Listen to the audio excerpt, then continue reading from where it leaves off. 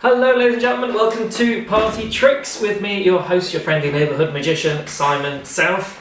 That's right, welcome to the show. Today it's a bit of a moment in magic kind of thing.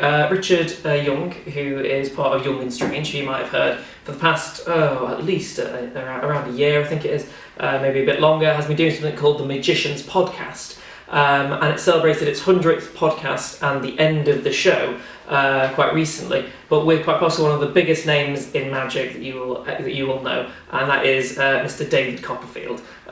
So Richard went over to Las Vegas and did a 2-hour podcast with David Copperfield, so I highly recommend you go and check that out. But it made me think, well, why don't we do a little mini bio on David Copperfield? Let's have a little research, let's dig in deep, find out what he's done and find out what we can about him and spread the word about this awesome magician. You might not have heard of him.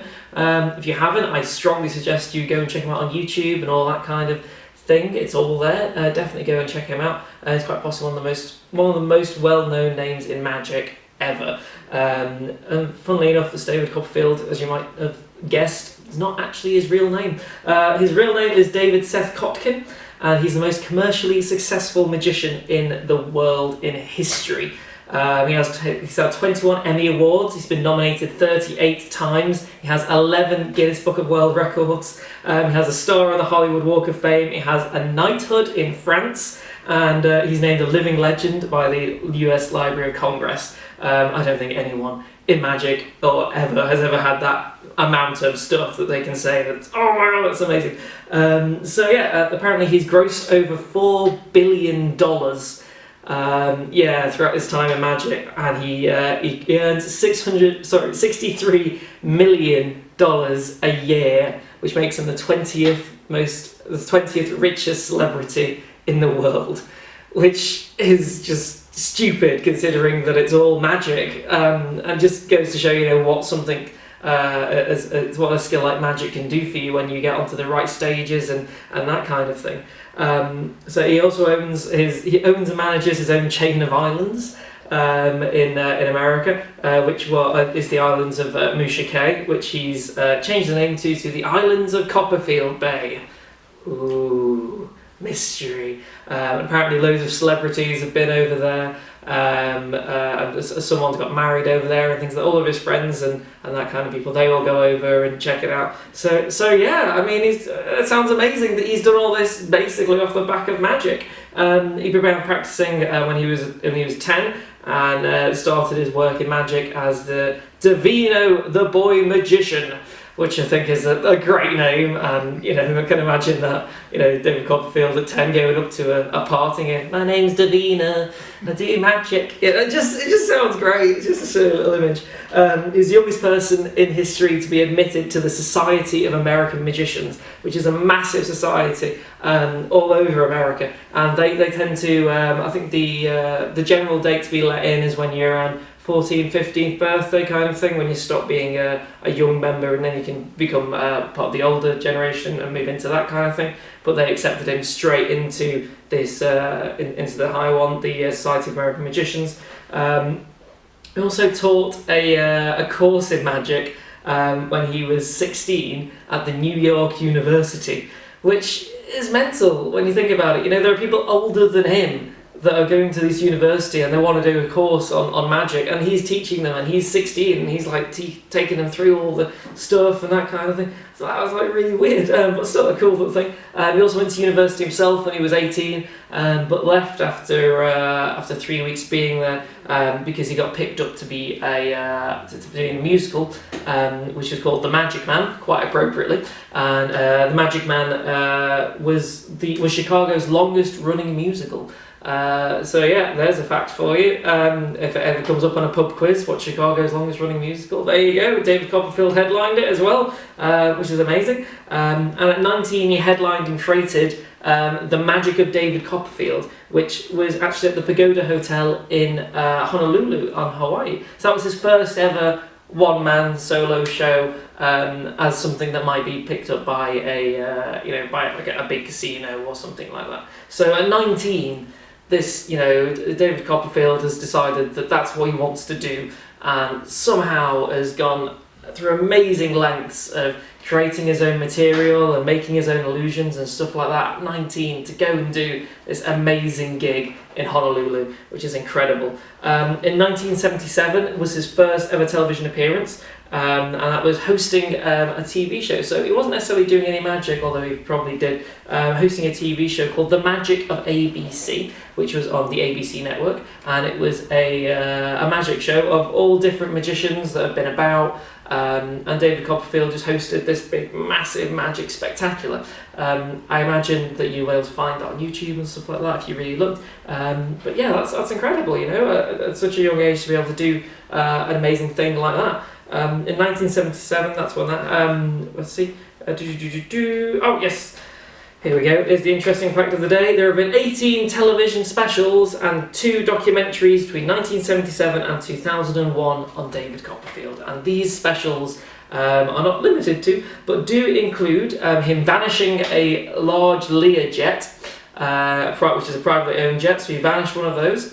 He made the Statue of Liberty disappear in front of a live audience with help from another magician called Jim Steinmeier, who is amazingly well known for his illusions and that kind of thing. He's written loads of books on the subject and that kind of stuff. So yeah, and the idea was that with the Statue of Liberty disappearing, it was, you know, try and make people think that, you know, what would happen if we didn't have liberty in America, and what, you know, our grandparents didn't have liberty in America, but now we do, and if the Statue of Liberty is here, and that proves that we have liberty in this country, and then he brought it back again. So it was kind of like to make a political point in a fun, magic-y way. Yeah, politics and magic, who'd have thought? Apparently it works. He also managed to levitate over the Grand Canyon, as you do, you know, a standard David Copperfield move right there. He also walked through the Great Wall of China. He vanished a carriage from the Orient Express, and he escaped from Alcatraz prison, which no one has ever done or ever done before or since, really, apparently. And of course, his big, massive illusion, which most people know and most magicians know about, and we love a lot, because we don't know how it's done. And that's what we love. We love not knowing how things are done. It's not a thing of, oh, I can figure it. It's something that's wonderful and beautiful and amazing. And that's his flying illusion. As I say, it's definitely one of the top, top 5 illusions in the past 100 years. You know, it's an incredible feat of magic, and no one but Copperfield and his team have any idea how it's done. He literally floats on stage, but it's not just, you know, your standard levitation of, oh, I'm going up, oh, I'm going down. There's no covers, there's no nothing, there's no wires, there's, you know, hoops and stuff like that. He just flies all around the stage to a beautiful piece of music. He even goes in this clear plastic box. They put the lid on top of the box, so there's no way that he could, you know, be any wires or anything like that. And then he gets his glamorous assistant to walk on top of the box while he's upside down, following her footsteps. It's amazing. Quite possibly one of the best illusions. Definitely the best illusion that I've ever seen. It's incredible. Absolutely wonderful. So yes, he also, random fact for horror fans, David Copperfield was in a horror film. Yes, that's right, called The Terror Train. He was in The Terror Train in the 80s, and it sounds terrible, but I want to watch it. It's awesome! Jamie Lee Curtis. I'm definitely going to be trying to find that later and give that a good little watch. He also appeared in Pret-a-Porter, which I believe is a French film. In 1996, his show in New York was called Dreams and Nightmares, and that broke all box office records that they'd had before. You know, it was such an incredible show. I've seen snippets from the show itself on certain TV programs and things like that, but it just broke absolutely all records. It was a beautiful show.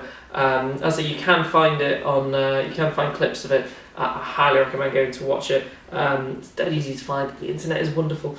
In 2001, at the White House, he was asked to come along to the White House to come and do some stuff there to try and entertain people there. Apparently Jennifer Lopez was there, and he cut Jennifer Lopez in 6 pieces because he could. I don't know. You know, I couldn't find any bit where he says he put her back together again, but he must have done because she's still around. Yeah. And in 2009, which I believe is his most recent live appearance, he actually entertained the 44th Annual Academy of Country and Music Awards. Which I know he must really like country music. Don't know, but yeah. So he made Taylor Swift appear in an elevator. So there was like this glass box, and it was floating down, and then Taylor Swift appeared because she was, I'm guessing, announcing the next award. And then he sawed her in half as well because he likes sawing women in half. Apparently, that's his bag. So yeah, and in 2011, which is a film that I love. It's one of the best films to do with magic ever, which is called The Fabulous Burt Wonderstone.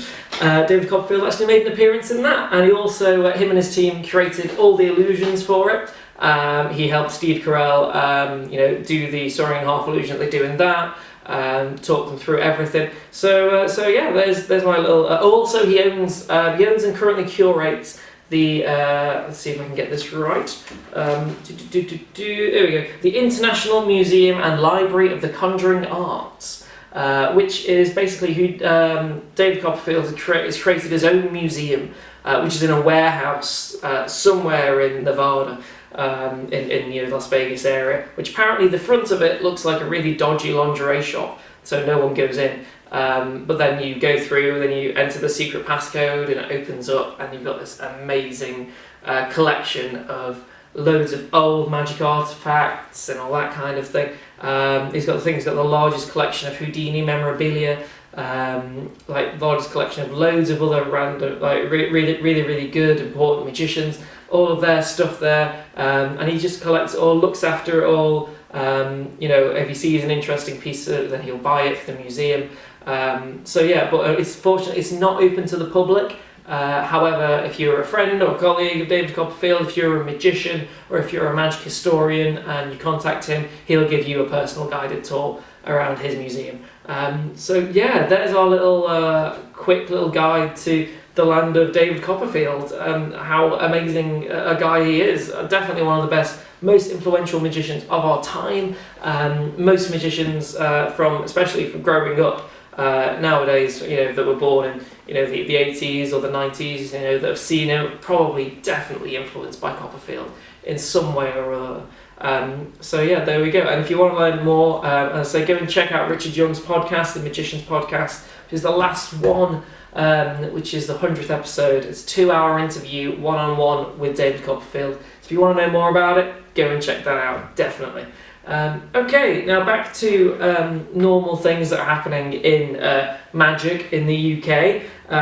We have the 10th annual Magic Fest, which has been held in Edinburgh for the past 10 years, obviously, 10th annual. But a little change of plan really here. Normally it's on in the summer.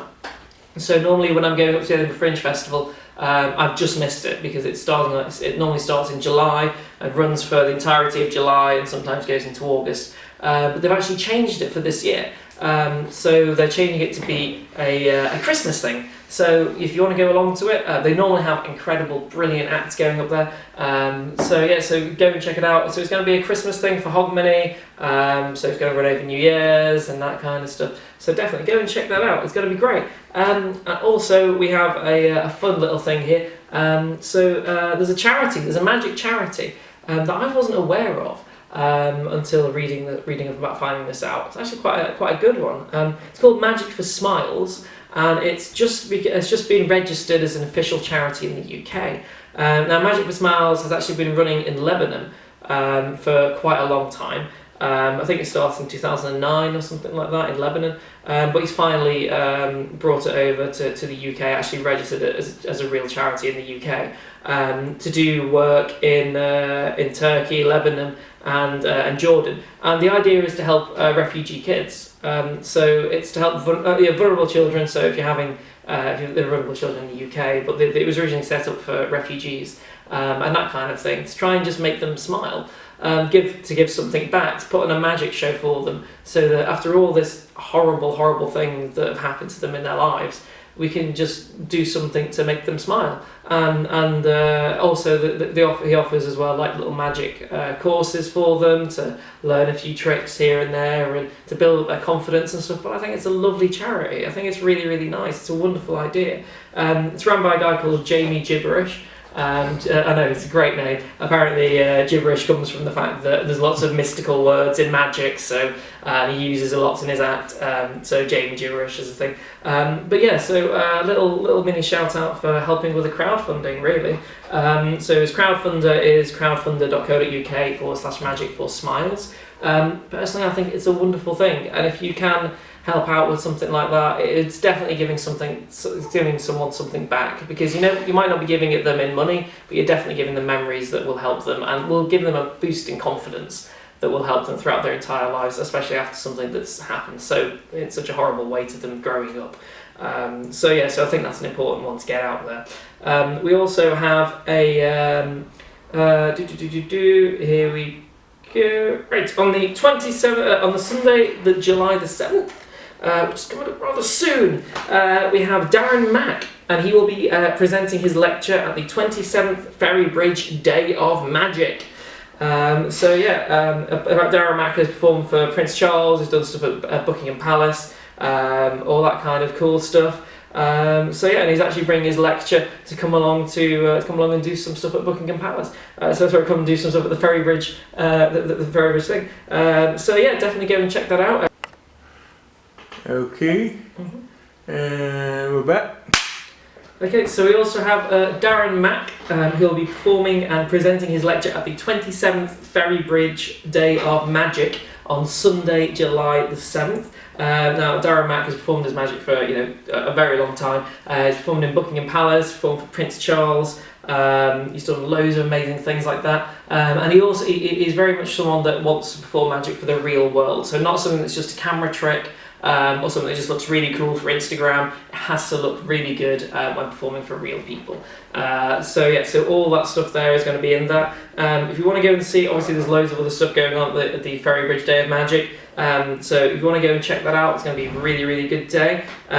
So you can see. Yep, doors open at 9:45 and the day ends at 5 p.m. If you want any more details, then if you just email Brian Watson or Danny Hunt. Brian Watson's is probably your easiest one to get hold of, which is bri@cupsandballsmagic.com, or you can also find them on their Facebook page, which is Ferrybridge Day of Magic. Definitely go and have a look and check that out.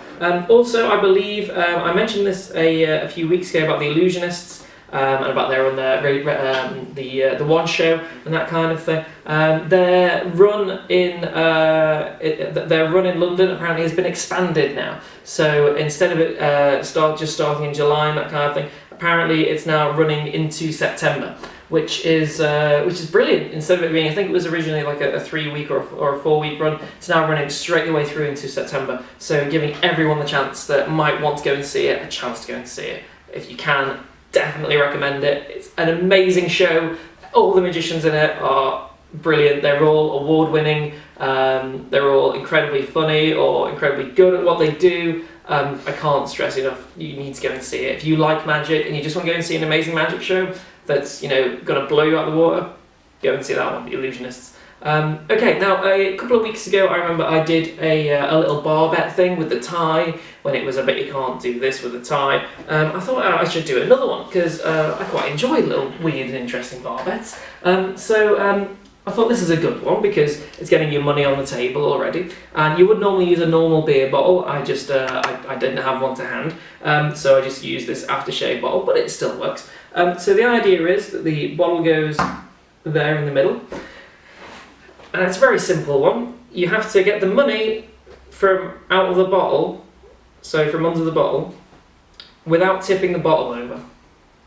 You cannot touch the bottle or anything like that. You can't like grab the bottle and try and pull it. You're not allowed to touch the bottle. You are allowed to touch the money, and you have to make sure that the bottle doesn't fall over. It does work better with a beer bottle, so if you are out, just ask someone if you've got a fiver, put it under, do it like that. Because most people try and do that, and that'll work. But it won't do it with a beer bottle. With a beer bottle, with a beer bottle, because it's got a much thinner thing, and when you do that, it'll fall over every single time.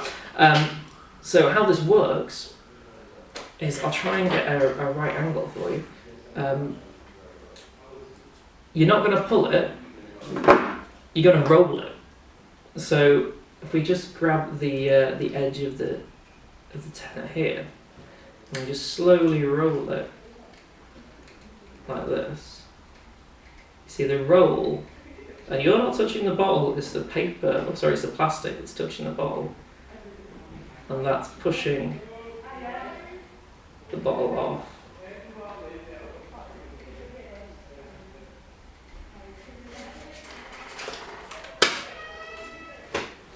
And that's how you win a tenner or your next round. Come